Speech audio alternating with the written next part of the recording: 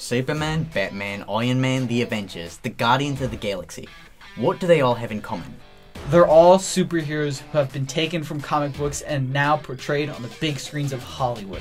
With one of their more recent films, Avengers Endgame, grossing in more than $357 million in its opening weekend alone. Wow. Well, why is that? Today, we ask ourselves a very important question. Why are people so drawn to the superhero genre? Before we begin, we must ask ourselves this. What are superheroes? Now, according to most people, superheroes are a fictional character most commonly seen in comic books with superhuman powers. When you first hear the word, your mind probably goes to things like Superman, Batman, Wonder Woman, Iron Man, the Hulk, Thor. But there are numerous amounts of these characters that exist, and with the amount of characters in the comic book companies such as DC or Marvel, they are bound to become more mainstream and with that enter the world of film. Now, superhero shows have been around since the beginning of the 60s, starting off with Underdog, an animated kids series featuring a crime-fighting dog with fantastic abilities. Though no major franchises would attempt to get into any TV shows or movies until 1966, when the original Batman series starring Adam West and Burt Ward came out. With this show, they saw some success. Though the technology at the time was not preferred or ideal, along with the practical effects, it would take lots of money, time, and effort to even attempt anything bigger. Any other show or movie that would follow would realize these limitations as well. The shows slowed down in the late 80s, early 90s, as people got bored of these, cheesy shows. Though the time most certainly wasn't up for these caped crusaders. Wow, fascinating, Ian. Well, we decided to sit down and answer a few of these questions from longtime superhero and comic book fans. What draws you to the superhero genre? I think there's something, especially with us boys, particularly in the old days, where the idea of superpowers and the fantastical was so exciting. I grew up in a small town in Iowa, and we always used to go northern Minnesota to visit my grandparents, and the neighbor kid there would have comic books there when I was like 4 or 5 years old, and that's where I got hooked. And then after that I started reading comics all the time. And so I just kind of grew up with them. You know, it was a nice idea to be able to sort of like get even with the bullies. You know, I think that's one aspect of it. But on another level, just the fantasticalness of it. What does a superhero trope mean to you? A trope with anything, to me, sounds almost like a standard. Just a standard-ish thing, or a cliche, almost. I guess an old classic is when you know, sweet Polly Purebred is tied to the railroad tracks and the evil Snidely Whiplash, you know, so the hero has to go rescue her, that kind of thing. That's a superhero trope. Who is your favorite superhero and why? I always leaned towards DC comics when I was a kid because those were the ones that I could actually get in the small town I was at. If I had to pick one, it would be Reed Richards, Mr. Fantastic from the Fantastic Four. And when I was a kid, he seemed like just the perfect man to me.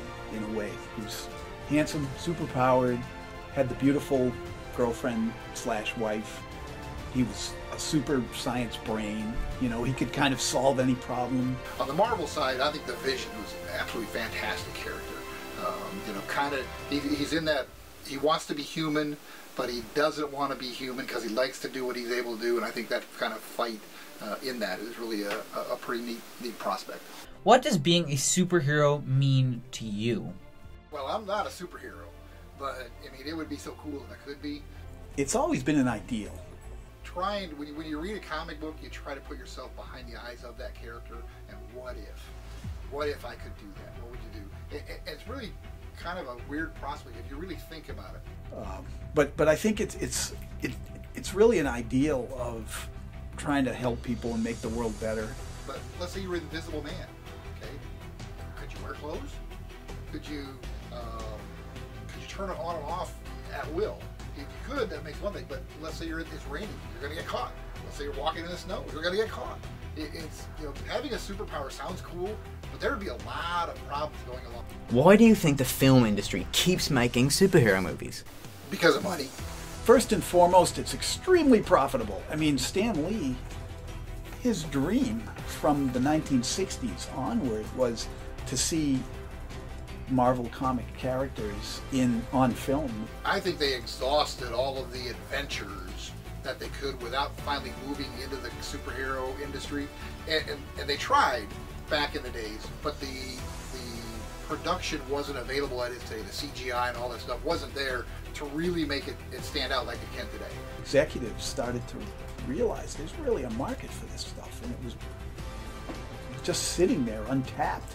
I mean, you know, they tried the old Wonder Woman TV shows, the Hulk, Superman, and they were, for that time, they were really good. Now they can do anything. When's the last time you saw a talking raccoon on a movie theater? They can do that today. And so that is just making money for the movie theaters. However, if you look at it on the other side, all the other movies that come out have taken a hit because everybody's going into this new genre.